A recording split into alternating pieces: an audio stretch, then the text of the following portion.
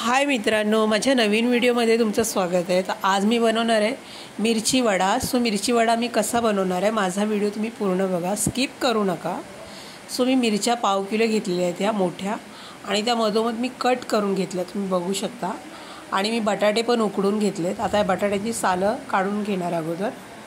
आता बटाट्याची सालं काढल्यात। आता मी ह्याच्यामध्ये जिरे टाकणार आहे थोडेसे, त्यानंतर मी चाट मसाला टाकला याच्यामध्ये, तर चिमूटभर हळद टाकणार याच्यामध्ये, मी मीठ टाकणार आहे चिमूटभर याच्यामध्ये मी, त्यानंतर हिरव्या मिरच्या टाकणार आहे। तुम्ही लाल मिरचीचाही वापर करू शकता, पण मी हिरवी मिरची टाकली आहे, आणि कोथिंबीर कापून टाकली याच्यामध्ये मी, आणि ववा टाकला आहे मी याच्यामध्ये।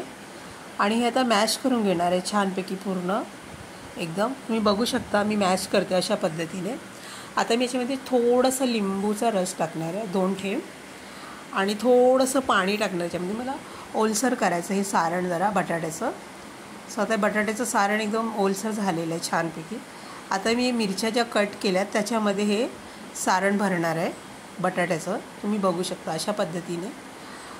आणि एकदम डीपमध्ये भरायचं एकदम सारण छानपैकी, असं वरच्यावर नाही भरायचं आहे। अशा पद्धतीने मी सगळ्या मिरच्यांना सारण भरून घेणार आहे बटाट्याचं हे। आता आपल्या सगळ्या मिरच्यांना भरून झालेले तुम्ही बघू शकता। हे अशा पद्धतीने करून घ्यायचं एकदम पूर्ण। त्यानंतर मी बेसन घेतले। आता ह्यामध्ये मी चिमूटभर हळद घेणार आहे, आणि मी सारणमध्ये मीठ टाकलं होतं, आता ह्याच्यामध्ये पण मी मीठ टाकलं आहे बेसन पिठात। अशा पद्धतीने पीठ फेटून घ्यायचं छानपैकी, बघू शकता जाडमध्ये। मी तेल गरम करायला ठेवले, तुम्ही बघू शकता। आता मी एक त्यामध्ये मिरची अशी पिठामध्ये व्यवस्थित मॅरिनेट करून तेलामध्ये सोडणार आहे, तुम्ही बघू शकता अशा पद्धतीने। आणि गॅस थोडा अगोदर बारीक ठेवायचा अशा पद्धतीने। माझ्या व्हिडिओवर तुम्ही नवीन असाल तर प्लीज लाईक करा, शेअर करा, सबस्क्राईब करा, मला कमेंटमध्ये तुम्ही नक्की कळवा।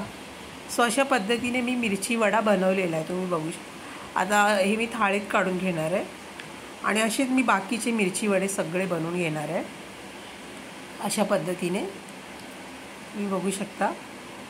आणि ही मिरची वडे तुम्ही चहासोबत किंवा चटणीसोबत किंवा पावासोबतही खाऊ शकता। मी ही मिरची वडा पावासोबत खाणार आहे। आता तुम्ही चहासोबतही खाऊ शकता, खूप छान लागतात अशा पद्धतीने, बघू शकता।